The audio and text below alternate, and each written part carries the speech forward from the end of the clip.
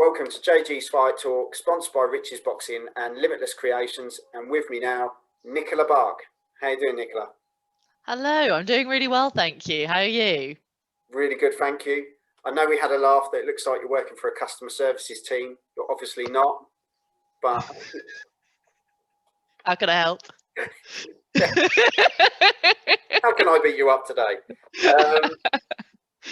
Yeah, it's great to have you on.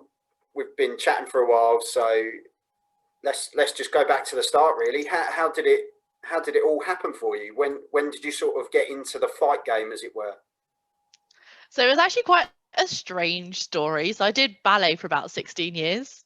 Right. And it literally took me 16 years to like one day wake up with the confidence to tell my parents, like my mum and dad, like, look, I actually really don't enjoy ballet. I don't think I'm very good. Like, maybe I should try the opposite sport. Years.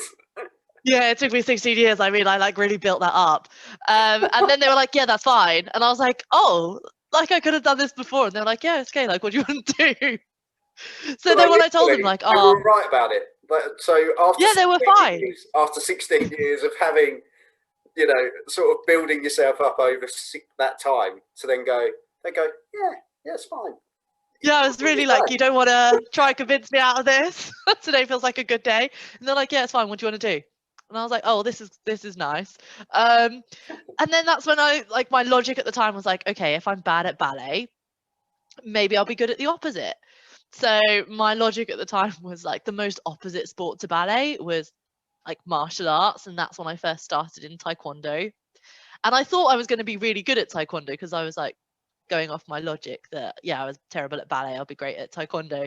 But I mean, I was pretty terrible at that as well. And when the first punch came to my face, I remember like shutting my eyes and being like, oh, when is this going to stop? And my instructor at the time being like, Nicola, you can't do this. Yeah, I'm like, but this is a natural response. He was like, yeah, but you're not going to get anywhere if this is how you want to fight. But I just kept at it, you know. I really enjoyed like the morals that Taekwondo taught me, in terms of like perseverance, courtesy, like having that discipline, that indomitable spirit. And it was through that I was like, okay, I really enjoy this, and started competing.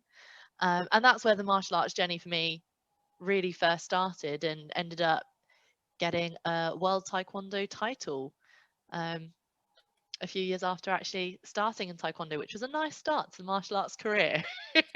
After shutting your eyes, you kind of figured out, you know, if I open them, I can win a world title, basically. Yeah, you know, and it just sort of really stemmed from there. And that's where that's also my bread and butter is just pure kicking. Yeah. And that's, you know, down to Taekwondo of having all of that sort of leg dexterity to be able to do that. Do you think because of the ballet, and I know this is a bit of a random one, but a lot of people do ballet for other sports anyway, don't they? For being flexible and doing that side of things, being more agile. Do you think that having that base behind you helped you in that? Honestly, no. Okay. I didn't have any coordination, and I was a terrible ballet dancer. So I had no footwork. I built it up so well, like it was something I really thought about. You were like, no. No, but I think for many of them, I do see where your point coming from though, because I know a lot of, you know, famous martial artists who did actually practice ballet because of like the coordination, the agility, the footwork. Yeah. I just didn't develop those skills as a ballet dancer. So maybe flexibility and maybe like leg strength from standing on your toes. That's what I meant. But okay. I mean, I wish I brought over the footwork, but that's something I'm still learning now. Fair enough. For sure. Moving on, next card. Yes. So you did your ballet for 16 years. How old were you when you finished, like decided that ballet wasn't your thing and you moved over then? How old were you? I was about 21. Okay. Yeah. So a couple of years later, so I actually decided to leave the Taekwondo world when I trialed out for, I think at the time it was like GB Olympics 2016 for Taekwondo. Okay. And I got written off the team because I was too liable to injury. I basically kept breaking my foot, and they were like, look, you're just too liable. we don't want you on the team anymore. And that like absolutely broke my heart. And I was like, you know what, there's no point going back, because after you've done a world title, the next obvious step for a sport that is an Olympic sport is the Olympics. Yeah. And then to throw away like another 4 years for something that I wasn't too sure about, I was like, no, I need to stop. I'm retiring. And then that lasted all of like 3 weeks. Right. And I was back in a martial arts gym. Thinking like, I'm just going to dabble in the sport again. And then ended up moving into sort of professional kickboxing, K1 and Muay Thai. Yeah. So that sort of punches, kicks and elbows. And you're allowed to do knees to the face, knees to the body as well. Won a British title in kickboxing, which was really good. Really enjoyed that. And then moved on to Lethwei, which is sort of a very novel sport. It's also known as Burmese boxing. So it's where I get my fight name from. I'm called the Burmese Python. I was going to go down that road. Mum was born in Burma. So it's like representing heritage. Okay, yeah. And Python. That's where the nickname literally just slotted in. It was straight away from Burmese Python. Yeah, and Python, like fearless, aggressive snake, just goes after anything and everything, really. And I just have an absolute love and fascination for all martial arts, so that seemed to fit really quite nicely.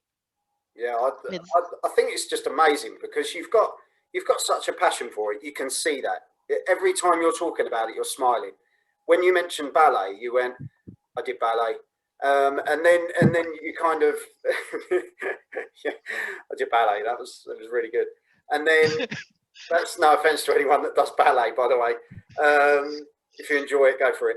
But then when you said you were talking about, you can knee to the body, you can knee to the face, you were grinning like there's no tomorrow. You make me sound like a serial killer. You've got Burmese Python written down as your nickname. You've done it yourself. But, so it's your career's sort of, you're staying on that path, but it's evolving, isn't it, each time? So it's not necessarily changing. You're almost evolving yourself into the next thing. Yeah, absolutely. And I think that's so important at a personal level, but also at a professional level, because then it means that for me, I'm always growing and learning. And the exciting thing for me about going into another martial art and being able to win a title and, you know, have my name in the ranks for so many different sports is the fact that it is just that whole unknown, that whole growth element. And especially with something like fighting, like you never know how good you are until you're put in the ring and thrown into those scenarios, and that's your real test. You know, you can do all the prep behind the scenes, and then when you're thrown out, it's sort of like, okay, like what actually have you practiced, and how well have you practiced it, because that ends up what's shown. So I feel like it's a real test of your own character. And I like those moments when I'm so petrified behind the stage, to then knowing that once I've overcome this bit, like that growth that I've had, it feels like I'm on whatever's above cloud 9, because I feel like that's such a personal accomplishment. Yeah. For me, because I already can feel the growth that I've developed.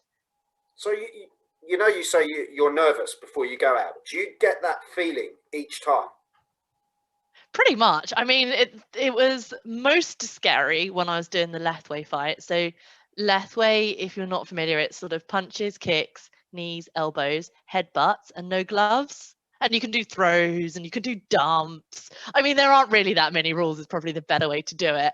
And I was really, really nervous for that one. And I was sort of very dramatic in my head with my thoughts. And afterwards, I remember telling my mum, I was like, I had this thought that was like, you could die. Like, you might not get out of the ring. And I was like, because mums love it when you say stuff like that. Yeah, I know. She didn't enjoy that. She was like, you're never fighting again. my wife and my mum, when I turned around and I went, I'm just going to have a white collar fight for charity. Don't do it. So they were doing that for a white collar. So for you to turn around and say what you're saying, you know, Mum, I can headbutt someone.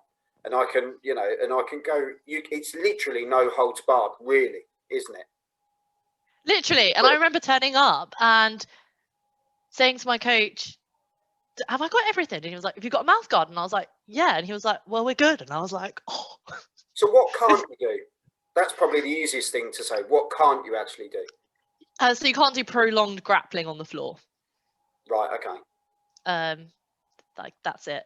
And obviously, like, no obvious low blows or anything like that. No obvious low blows, but I mean, if you wanted to punch the leg, you can punch the leg. Like, that's not out of bounds. Yeah, it was pretty much fight. Good luck. Do you know what? I normally say to people they've got real balls for getting in there, but it's obviously the wrong person to say it to.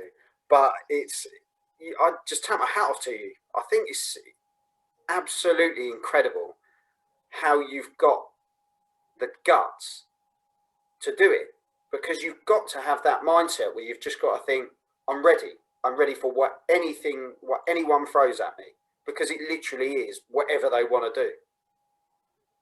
Yeah, and it's a whole different dynamic as well. And I think I immediately noticed that, because when I have gloves on, there's so much adrenaline that, yes, I know I like, yes, you know, you take shots and you get hit, but you don't really feel the sting behind it. But you definitely feel the sting of someone's like bare fist punching your face, to the point where you end up being like very consciously present to be like, don't keep your head there, like you move that because that hurt. Yeah. You know, I feel like I could tell you which knuckle she punched with. That's how immediate it was. And then you feel like the immediate bruising and the swelling up coming. So it definitely feels like there was another like heightened level of awareness when I was in that fight. It just felt so much more cerebral, because I think for the other fights that I've been in, it's very much been on autopilot. Whereas for that one, I just felt like I was aware of nearly everything that was going on. Yeah. So what's been your worst injury up to this point? Or have you not? Oh, I know. I've nearly always entered a fight with an injury. Or I've managed to get one during it. So for my Taekwondo world title, I had a cracked rib and a fractured foot. And you won? But my logic, and I won, yeah. So I didn't actually let any of my family come out to the World Championships, because I thought I was going to lose, because I went out with those injuries. And I just remember saying to the family, like, don't even worry about coming. Like, I'm just going to go because I've trained so hard and I just want to say that I've at least competed in it. And then when it got to like, oh, I'm actually going to be in the finals tomorrow. And then when I won, I was like, wow, this is unbelievable. Wow, because I pretty much had to change. Yeah, I know. I literally like run up onto the podium and be like, I'll clap for myself because no one's here. Yeah, I mean, it was absolutely insane. But, you know, having a fractured rib, that was pretty painful, because when there's no adrenaline there, like you can't laugh, you can't sneeze, it's just pain. You can't do anything. You can't move, you can't lay down, you can't sit up. So that one was pretty bad. And then the other one, which was probably more of a mental battle. So after my Lethway fight, I was sort of on the top of the world, I fell on top of the world. But then I was in like a really terrible life-threatening car crash. And for me, like the mental headspace that had put me on, I'd say was like a really challenging time in terms of having to, you know, have that mental battle, because it was almost like I trained so hard and like my life is all about, you know, achieving my goals and wanting to fulfill my martial arts passion. But it can just be taken away in a split second, and just being like, well, what's the point if that's what life is all about? So it completely changed my view of the world. And so for me, it was like that mental bit was actually really challenging. But being on the other side of that now, I'm like, it's actually a blessing, because you know, the mental strength you get from that is what I've taken away. But yeah, at the time, I mean, it felt like there wasn't any light in that tunnel, but we always find it, so that's nice. And it comes down to your view, doesn't it? Your outlook. And clearly you've got that really positive, driven outlook to say, look, you know, there will be a way through this. I will get through it. It's just, you know, sometimes it takes longer, sometimes, you know, there's a different way, but I will get there. And I think it's that mindset, isn't it? You have to have, and you've probably, as a fighter, you've got to have that, haven't you? You've got to have that mentality. Yeah. No, like absolutely 100%. For me, it was like just having this blind belief that one day things will, you know, if I just keep working away at the little things that make a positive difference, like it will get there. And it was just that blind belief. And it just took me back to when I first had my nose broken, and then I didn't want to spar anymore. I know people are like, where did you get your nose from? And I think they mean like ethnicity, heritage, and they're like, no, like where'd you get it broken? I'm like, oh, not a compliment. Yeah, I was. Yeah, you just kind of thought, oh, they actually want to know about me. No. Yeah, I know. They kind of slightly the whiff. Oh yeah, thanks. But it's the same with that, you know, when I first had my nose broken, like I didn't want to be punched in the face anymore because it was so painful. Yeah. And you know, after the doctor sort of tried to recorrect it all, and then it went and got broken again, I was like, oh, I just don't want to be punched in the face. But you know, sparring is what I love. It's what most martial artists really enjoy. So it's just having that blind belief that just, you know, at one point this was exactly what you lived for. So just keep throwing yourself in that situation and you'll get the feeling back. And surely enough, it happened. Yeah. So moving on from your injuries that you were talking about, what do you look at as your strength? Because obviously you've done loads of different types of sports. You've tried different stuff. What's your strength in sort of, I'll get it right, the left way, isn't it? Yeah. Yes. So what do you class as your strength going into a fight? If you've got your opponent, obviously you're training to who that opponent is, but what things do you sort of have as like a core strength that you can depend on in a fight? So for me, it's kicks. That's like my bread and butter. If they're like my leg distance away, one, I'm safe. So which is always a good thing. And I almost describe my sort of sidekick as like the equivalent to a boxer's jab. Okay. Like that's essentially how I use it, because I'm that comfortable with it, and it's sort of that reactive. How a boxer would sort of time their jab, even if it's just like a throwaway punch, is sort of how I control my sidekick. Mm-hmm. And just having that dexterity to either kick at the head, hold it, and then wait for them to take a step forward and then kick them back again.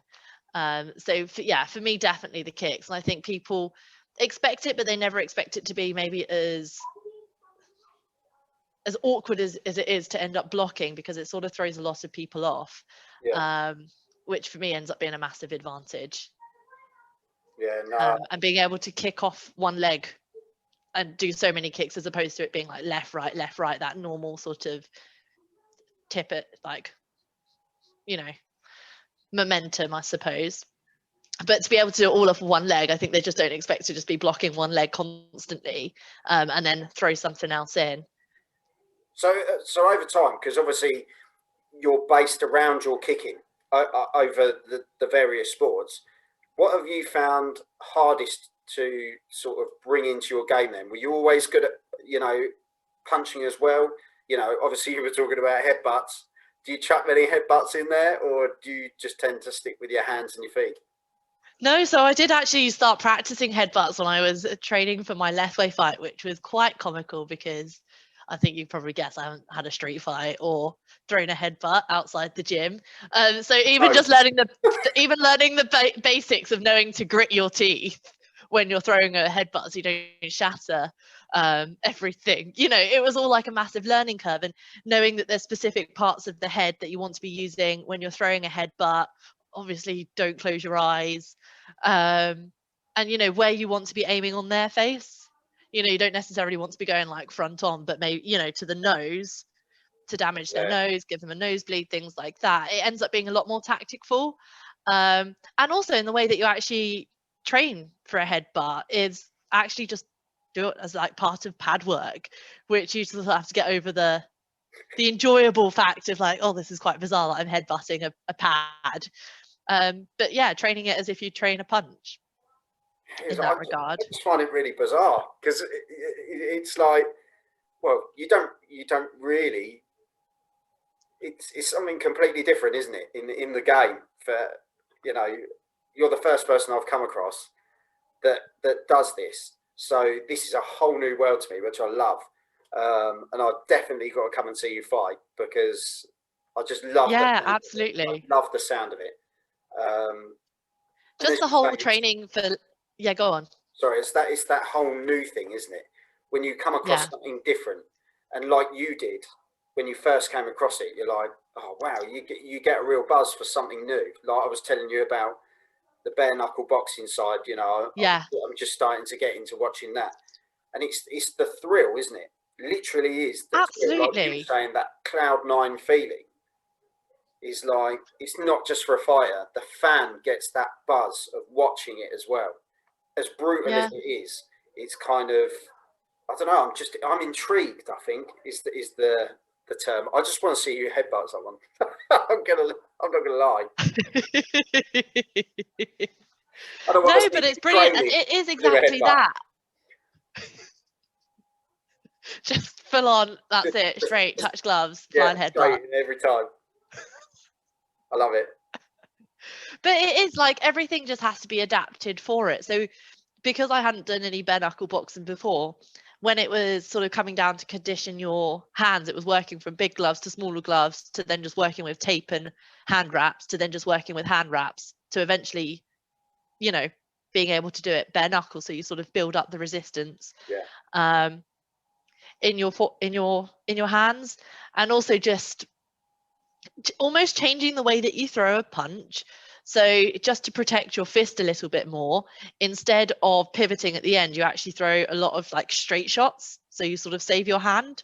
And especially if you end up going over on your fist, you get taught to do press ups on the back of your hands to try and condition all the tendons and ligaments. Or on your fingers. It's all those little things help, because when you end up actually making contact with bones, say someone's chin or someone's nose, like if your wrist goes over because it doesn't have all that support, like you just get injured so badly. So you have to sort of think of all these other things that you don't necessarily think about when you have gloves on. And it's quite nice, because you get to do like open palm. I mean, if you're taller, it's nice to like just put your palm in their head to keep them away. But you've just got like so many more options as well, because you've got all your fingers are out there free, so you can sort of pull, grab. You've got it's just like a whole other dynamic. I honestly, I am so intrigued by it, and I'm so glad you've come on, because it just opens a door to, the first thing I'll do when I come off a call is I'll go and watch them, because that's what I'm like. I'm probably the same as you. You get that sort of, you go, oh, okay. And then the first thing you do is go and watch it, because it's just so, you want to see how it actually, works and stuff. But and the traditional rule set, so they've changed it to sort of make it a little bit less brutal. But the traditional rule set is, they used to just fight until like one person wasn't standing anymore. They never had sort of a point system. It was literally done, the last person standing like was the winner. It didn't matter who was more beat up, it didn't matter who was cut. That's what it came down to. And they also had this 2-minute injury time, so if you get knocked out and you came around within the 2 minutes and you were ready to fight again and wanted to, that you could still continue. I know, it was absolutely mad. Can you imagine that, being absolutely knocked out and then coming around at like 1:50 and they go, yeah, he's fine, get him. Yeah, it's literally like that. And you watch some of the old tapes and you think like, wow, that's insane. So now they have, obviously, how many rounds do you go? I know that probably depends on whether it's a championship fight or, so it's typically 5 rounds. Yeah, it's typically 5 rounds. And then at the end of the 5, scorecards? Yeah, and it's like who's done the most damage. Okay. Is how it's scored. So they've tried to adjust the rule set so it's a bit more appealing, because I think for a lot of people, like, the sport itself is just really quite brutal. And as you say, people's faces, they all blow up, they're all swollen everywhere, and that's only what you see in that 15-minute time period. And then when you go behind the stage and you're in the changing room, like another 30 minutes later, and everyone's nearly unrecognizable. They're just laying there with ice packs from head to toe. No, I remember watching a documentary on the BKB, and Oh, did you? And they showed the guy afterwards. He just won the world title. Looking at him, you wouldn't have thought. And he was literally. They took him back to like a hotel, which was not too far away. You know, it was near the venue. Yeah. I think it was at the O2. You know, I think it was.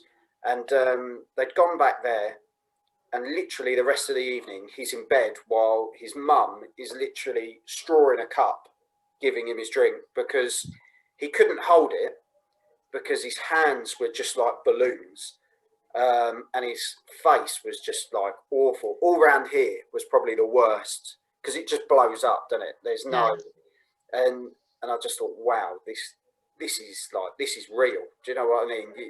Like you were saying, these are the bits you don't see.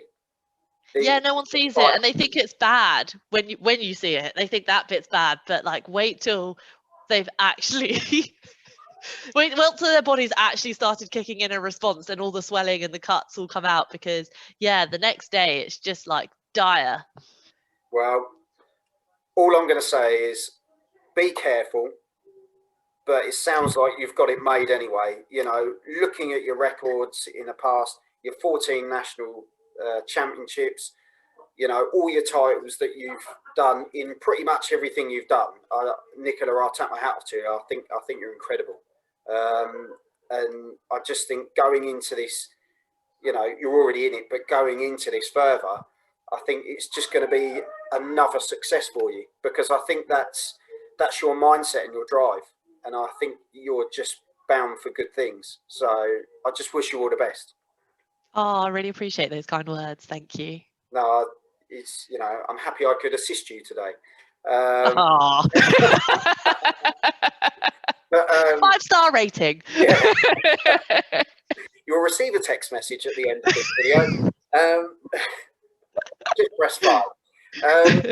Yeah, honestly, quality. I tap my hat off to you. You're the sort of person that just grinds in whatever she does, and you know, hats off to you. Your mum and dad, wow, you know, incredible people. I don't know if they'd agree. They'd be like, I think, what have you decided to take off this time? And they're like, you're a nutter. We love you. Going back to ballet. But yeah, no, honestly, and let me know when you fight next. Hopefully when stuff's opened up again, and you can get back out there and do your thing. Send me a message, because I'll definitely try and get down there. Oh, absolutely. No, most definitely. We'll keep in touch. Yeah, no, definitely. And thanks for your time. Oh, my pleasure. I'll speak to you soon. Take care of yourself. Thank you. Take care. Take care. Bye-bye. Bye.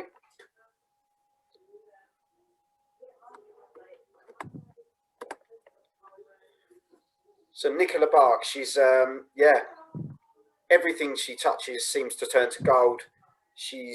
Everything she goes into, she goes wholeheartedly and puts all of her effort in. And I just wish her all the best for the future. Doing a left way, I think she's going to be brilliant at it. And I just can't wait to see her headbutt, to be honest. I think that's going to be it. If you've liked what you've seen today, something completely different, go to YouTube, type in JG's Fight Talk, hit the subscribe button and check out the rest of the content. I'll definitely be getting Nicola on again. Brilliant. Any fight news she gets, she's welcome on any time. So you've been watching JG's Fight Talk, sponsored by Rich's Boxing and Limitless Creations, and I'll see you all soon. Thank you.